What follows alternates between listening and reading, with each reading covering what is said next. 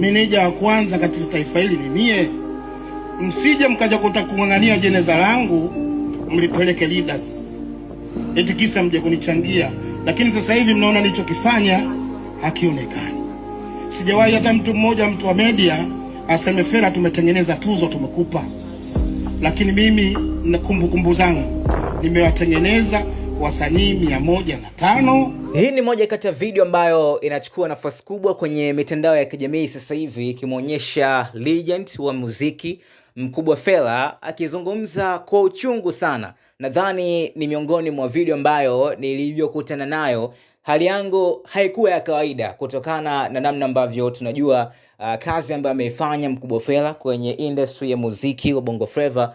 Unafahamu kwamba yeye ni miongoni mwa watu ambao wamehusika kwa kiasi kikubwa kushape huu muziki na kuwainua wasanii wengi sana ambao tunaona sasa hivi na wanaendelea kuyaburudisha masikio yetu. So kitu ambacho amekizungumzia Mkubwa Fella kwenye hii speech, kama utakuwa umemsikiliza vizuri, ni namna ambavyo watu wanamchukulia poa kwenye game. Hawataki kumpa maua yake, heshima yake ipati kama miongoni mwa mameneja ambao wamefanya poa sana. So watu wanataka kuja kuwatoa hayo maua siku ambayo atakuwa hayupo tena hapa duniani. Kama utakuwa umesikiliza, amesema siku ambayo watu watataka kubeba jeneza lake ndio siku ambayo watataka kutoa maua, si ndio? Sasa hii speech imekuja kwenda viral sana sasa hivi kutokana na hali ya Mkubwa Fella. Kama utakuwa umepita kwenye mitandao ya kijamii sasa hivi, nadhani utakuwa unafahamu na unaelewa kabisa hali ya Mkubwa Fella, anasumbuliwa kidogo kiafya.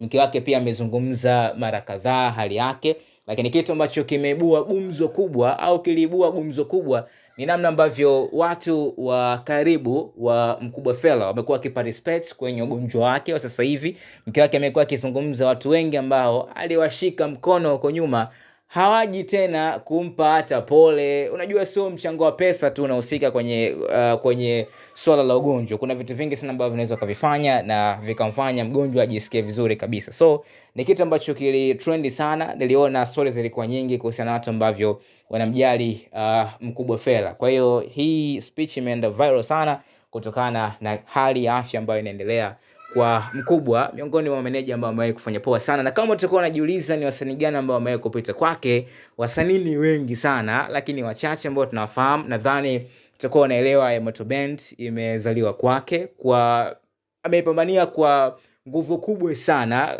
kuanzia yupo Diwani, kafanya mambo mengi sana, mtu kama Mbosso, Slay, lakini pia Jux kapita kwake.